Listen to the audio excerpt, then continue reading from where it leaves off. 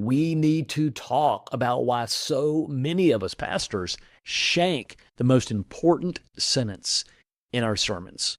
And we'll talk about how to fix it too. The problem is that we give way too little thought to the very first thing we say. Yet, this is the moment when you'll either lead people or potentially lose them. Because when attention is highest, trust is most fragile. Those to whom we preach are eager to be fed and led.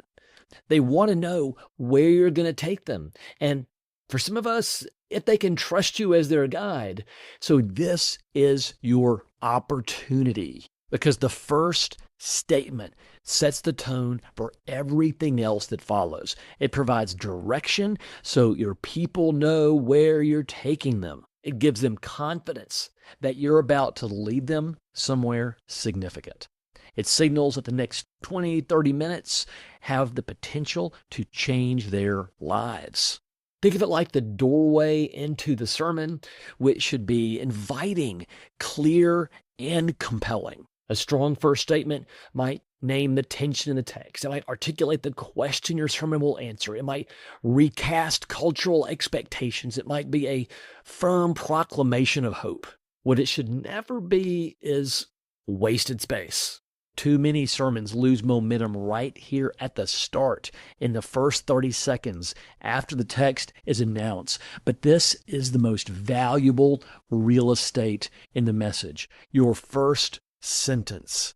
Here are a few simple examples of first statements from well-known passages. The first from Luke 15, the lost sons.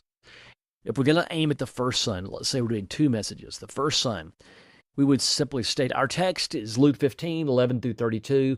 And I want you to know, regardless of your life, where you have been and where you are not too far gone to come home. That's the opening statement. Example 2 from the feeding of the 5,000 in John 6. The text is John 6, 1 through 15. And I want you to know something. I want you to have confidence that what you have is not enough, but what Jesus has is more than enough. That one statement. Boom, right there.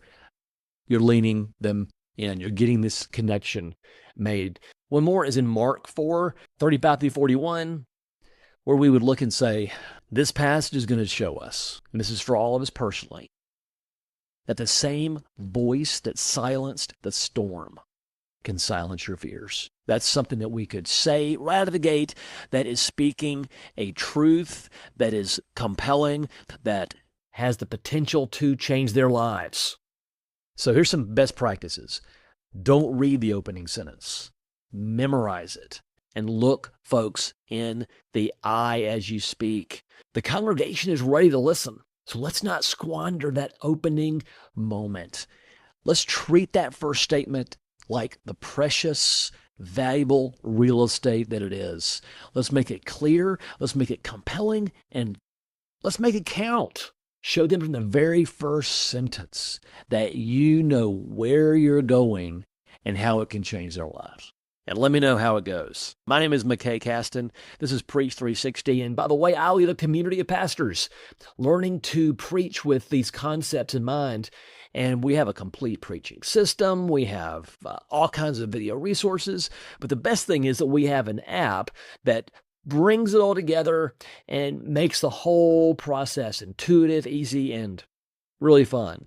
In fact, one of our members says, this is the first time in 18 years where I'm looking forward to sermon prep. So if you're interested, hey, just drop by the community at the link below. Membership is free. I'd love to see you there.